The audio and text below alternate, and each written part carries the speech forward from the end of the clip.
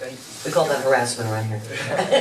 Yeah, I sent an email to Sandy yesterday saying, what am I going to be talking about? She says, oh, we're putting together a PowerPoint for you. And I said, oh, that's great. So the PowerPoint came in, kind of gives you a background of what we've been doing over the last year. The last time I was here, we didn't really have that much to talk about. We indicated that the P&Z board really didn't have many new projects. Our projects were basically limited to things like a fence variance and that type of thing.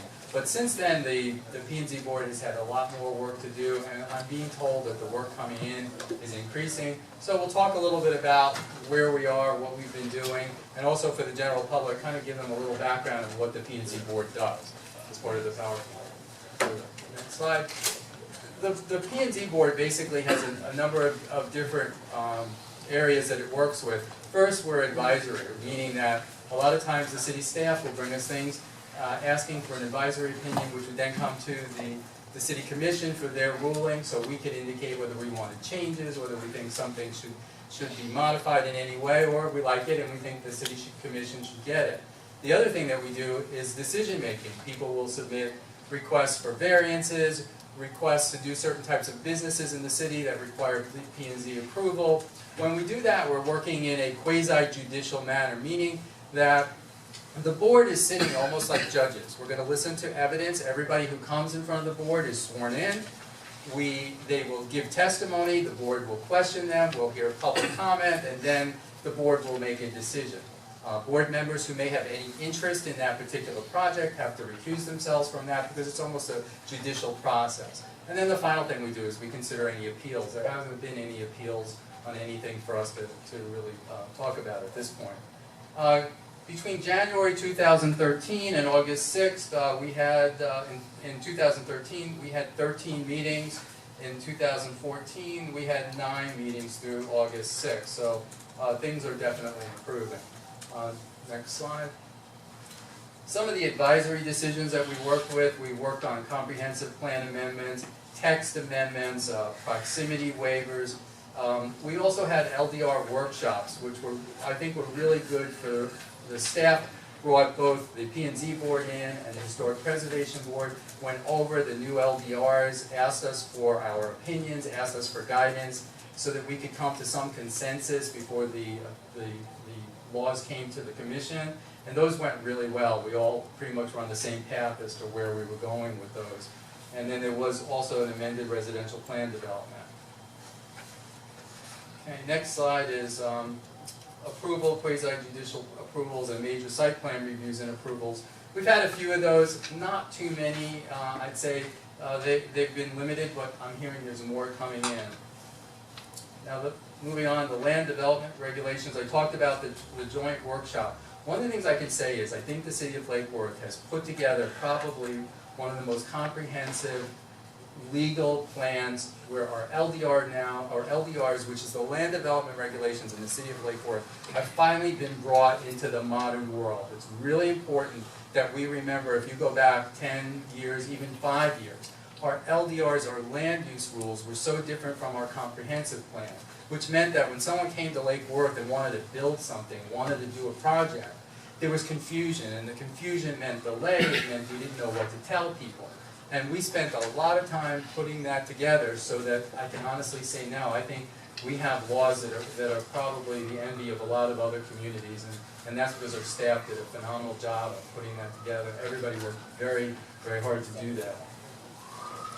And one of the issues that we had in the past is the language wasn't clear and concise. So if you wanted to do something, you'd look at the laws and you'd say, well, maybe you can, maybe you can't, because the language in the codes really wasn't clear. So we've gone through those and we've tried to make them as clear as possible. And what's nice about the system that we have now is, as new people come in and want to do new projects in Lake Worth, if we see that there's any problem with the way the statute is written, staff comes in and says, we need to make an amendment, we need to change this part of the statute so that we can clear this up and this won't happen again in the future. And that's where the law becomes something that's always in progress. It's working and moving forward and correcting itself. If we don't wait 10 years to make a correction. We make the correction as soon as we know that we need to make a correction. And that has been really, I think, one of the best parts of my job on the P&Z board is hearing what we're doing and knowing that we're looking at every avenue to make those corrections. Okay, now development examples. These are some of the projects that have come to us. The first one, which is, next slide, the La Jolla project, which is on 6th Avenue South and 6th Avenue South. And that project is a project that's a multi-family unit structure. It's going up. We actually had, Mark Perella, when he was on the board, actually went, the people who are building this and going to run it, he actually went to one of their projects in, I think it was around Fort Lauderdale, that area, and he actually went to the project, met with people who were living there, met with people who had houses across the street from the project, and said, how is this place being run? And he reported back to us and said that it was, everybody had indicated that it was run very well, they were very happy to be there. The P&Z board made sure that all the requirements of the statute are being made, that we got as many of the developmental perks that we could get out of the developer for that project, and we're really excited that when that starts to fill up, that there'll be some more tax money coming into the city of Lake Worth. So that should really help that area. The next project is another rental property, and that's the Villages at Lake Worth. This again, I believe Mark Perella also went and talked with the projects that are in other cities. Again, glowing reviews. We asked them to put in more trees, more green space, and they were very accommodating to do almost everything we asked. And hopefully that project will, and I'm hearing, one of the things I'm hearing about some of these projects is we're building all this low-income housing in the city of Lake Worth, and that's not true. This is not low-income housing. This is housing where some of the rents are going to start between $750 and $850 a month and go over $1,000 a month. Like a 2-bedroom, 3-bedroom apartment, somebody might be paying $1,100, $1,200 for it. So this is really housing for people who are middle-class people who can't afford to buy a house and maybe spend $2,000, $3,000 a month, but want quality housing. This is not going to be free housing for people. So hopefully the people who will live in these buildings will shop in Lake Worth, will help our local businesses, and hopefully the project will be done soon. It looks like it's going really well. The next one was kind of exciting, the Value Place Hotel. This hotel is going up 10th Avenue and Boutwell. And it's going to be a hotel for basically, I believe, like business people coming in looking for a larger space where they can use their offices, make it a place that they can come in. Also probably families looking for a reasonable place to stay that's going to give them bigger accommodations. The one thing I want to say about this project is when the developers came in, we had some issues with respect to some of the requirements that we were going to do. And staff and the attorney, or assistant attorney, actually we worked out, we found every issue that we could possibly find, and we worked the language out at the meeting. We didn't want to let these people leave and delay things. And it was like, if we can come up with a solution here, right tonight, and with the help of the city attorney, we were able to draft language that we could then put into the regs, into the approvals, which meant that this project could go forward without delay. And I think that's the type of cooperation we have on the P&Z board now.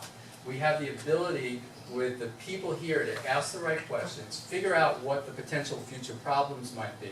Because what we don't want is a situation a few years from now where something comes up and they say, you missed that. Why didn't somebody catch that? And the other thing about this project is when everything was agreed, the developer comes up and says, I want to make a statement.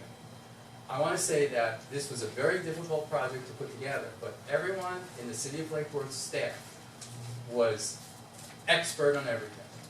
They asked the right questions, they put us through the mill when they were supposed to, but the professionalism of the way the department worked was phenomenal. And I was so happy, all of us on the board were like, finally, we have a department that's put together, we're not getting people coming up and saying it's taking forever, it's, you know, whatever, we used to hear those old problems. The guy was just so accommodating, and he said, I will highly recommend to my friends to do business in the city of Lake Worth because of the whole process that I've been through. And I want to bring that to your attention because you don't usually hear those kind of compliments from developers. So that's the project going up there. That should be exciting. The Melrose irrigation, this is another one that's going up in the Park of Commerce area. This is an irrigation, 7th Avenue and Boutwell. They're a sprinkler company, and they are going to be opening a showroom and a place where people could come in and do their thing. I'll try to move a little quicker. The next one is the Auto Palace on Lake Avenue. This is a very interesting business. This guy has a business in California in which very rich people park their cars in his facility. It's ultra high end. It's going to be along the railroad tracks. And this one was also another one where we wanted to make sure that if things change by the railroad tracks that require us to maybe someday want to have a train station or office buildings, that he will work with us. We made all the requirements in the acceptance of this project contingent on the city's ability to get what we need from this developer should things change 5 years from now. So I think that was with the help of the city attorney also. Very good job. I think that we will probably see a lot of people parking their cars who are like snowbirds and want to leave a car down here. It's a safe place. It's going to look really pretty when it's completed, and it's along the railroad tracks. And I think it's a great business coming into the city of Worth. And there's another, that's a rendering of what it's going to look like.